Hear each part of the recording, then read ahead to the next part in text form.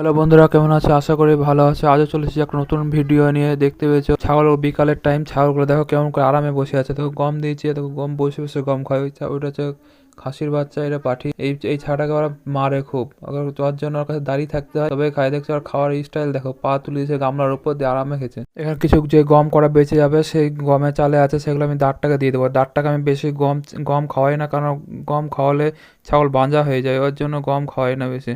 এই তো গম বাই করছি, গম বাই করে এগুলো আমি মুরগিকে দেবো। বিকালের টাইম মুরগিগুলো সব চলে এসেছে বাড়িতে। দেখো এখানে আরো কিছু মুরগি আছে বাইরে, মা করে বাইরে আছে। এখানে কিছু মুরগি আছে, দেখো এইগুলাকে আমি গম দিচ্ছি।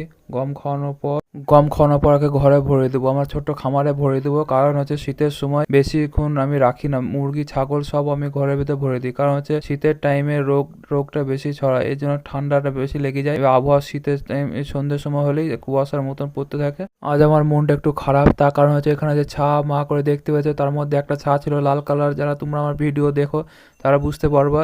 যেমন লাল কালার একটা বাচ্চা ছিল, সেটা আজ বিড়ালে নিয়ে চলে গেল। সেটা একটু অসুস্থ ছিল। একটা বড় বিড়াল আছে, সেই বিড়ালটাকে মারা কিন্তু খুব কঠিন হয়ে গেছে। বিড়ালটা এতটাই যে তোমার বড় মুরগিকেও হাঁচলা মারে, বড় মুরগিকে বাগে পেলে তাকে ধরে নিয়ে চলে যাবে। তোমরা ভাবো এই জঙ্গলে আমি কিসের ভিডিও করছি, তার কারণ ভিডিওটা তোমরা দেখো তাহলে বুঝতে পারবে। এইখানে আমি দুটো আটি করলাম, বোঝা করলাম। তার কারণ হচ্ছে এই বোঝাগুলো করে আমি ছোট খামারের ভিতর নিয়ে যাব। সেই খামারের ভিতরে নিয়ে যে আমার যে খাঁচাটা আছে, দেখবো নেটের খাঁচা আছে, সেটার উপর দিয়ে দেবো।